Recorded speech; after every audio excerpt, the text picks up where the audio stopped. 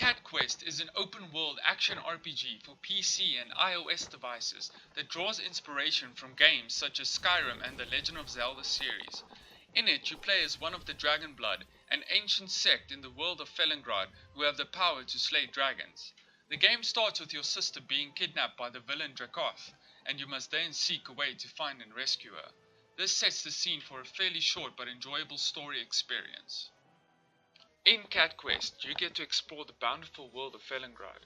There are no mounts to make your journey any more enjoyable, so you have to become at ease with your character's pace fairly early on in the game.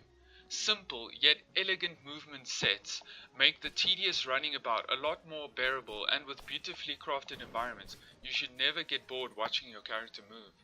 During your travels, you also get to rest at towns throughout the world, and doing so replenishes your health and mana and saves your game.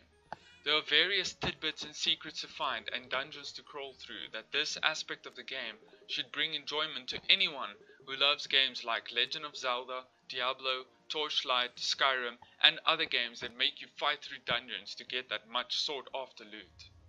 Speaking of which, there are quite a number of caves, 52 to be exact, that you have to fight through to progress through your quest, but these dungeons are never drawn out and shouldn't take you more than a minute or two to clear. Some of them are simply small rooms that are cleared fairly quickly. To much of my dismay, the dungeons are rather simple in design and never contain any puzzle or maze sequences to complete. I miss this, as games such as those in the Zelda series always had that extra element that made the game so much more interesting to play. There are, however, some secrets to be found in some of the caves, so be on the lookout for them. Before you enter a dungeon level is displayed to you to give you an idea of how strong the enemies in the dungeon are. Matching your own character level with the dungeon level should make the enemies be at roughly normal difficulty. Of course, you can make the game more challenging by choosing not to farm levels too rapidly and go about fighting dungeons that are at a much higher level than you are. Combat in Cat Quest is quite simple to get the hang of and never gets that complicated. Slashing your enemies is as simple as clicking the left mouse button or pressing X on a controller. The only combo I've found is a 3-hit combo by rapidly pressing the attack button 3 times, as you guessed it. Every weapon in the game sadly has the same attack animation, which can become quite boring to watch. There are also some spells to be learned in the game, which can be assigned to any of the shoulder buttons of the controller. These spells are the main weapons in your arsenal, as leveling them up can make them devastating to your enemies. Enemies come in a lot of variety, but unfortunately they all share much of the same movements and attacks. When an enemy is ready to attack you, a red circle will start to glow around them, showing the radius of the incoming attack. You can then just simply roll away by pressing either spacebar or the A button. Enemies can also charge magical attacks, and these are shown by signs that sprout out of either side of the enemy. Same as with the melee attacks, these can be dodged before they are executed.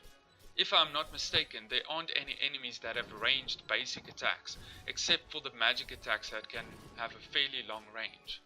With these combat mechanics, combat can be quite simple, and all that is needed is being aware of the red circle or the red signs that show up and dodging before they hit you, then swooping in for a melee or magic attack before the enemy can recuperate.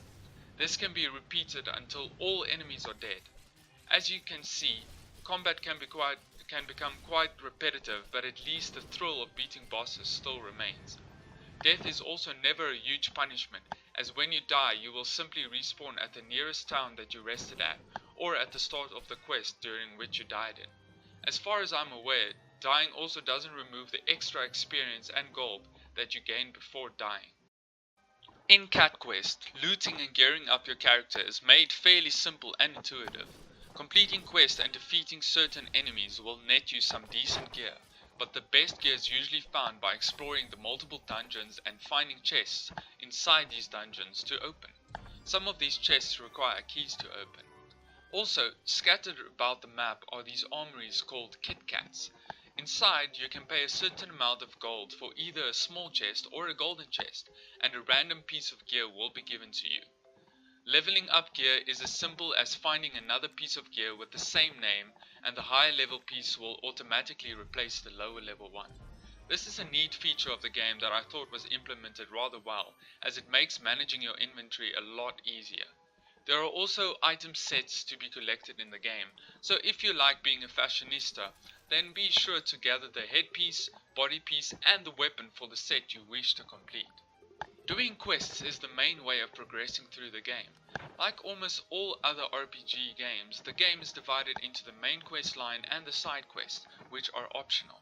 Doing the main quest alone should provide the biggest challenge, as completing side quests in between main quest missions can give you the levels needed to ease your journey. I completed the main story by also doing quite a few side quests in between, and altogether this took me around 5 hours. But the game doesn't end there, as there are very high level dungeons to raid and quests to complete that require a high character level. Finding side quests to do is as easy as visiting the notice boards in each town you visit and signing up for one. You can only have one side quest active at a time. Side quests are your typical run-of-the-mill type of quest, where you usually either have to go fetch something and return it to the quest giver, or have to go about and kill some enemies. There are some interesting quests sprinkled in between that require you to perform rituals and such, but the game never asks much input from the player, instead guiding the player with quest arrows and scripting much of the actions that you would usually need to perform yourself. In the end, what you get out of Cat Quest depends on the amount of effort you would like to invest in it. It can be either a short burst of enjoyment or a lengthy experience, depending on what you want out of the game. The game retails for $13, and the price is about where it should be for this type of indie game. I would, however, not recommend this game for anyone looking for a hardcore RPG experience, as it will leave you feeling empty and unfulfilled.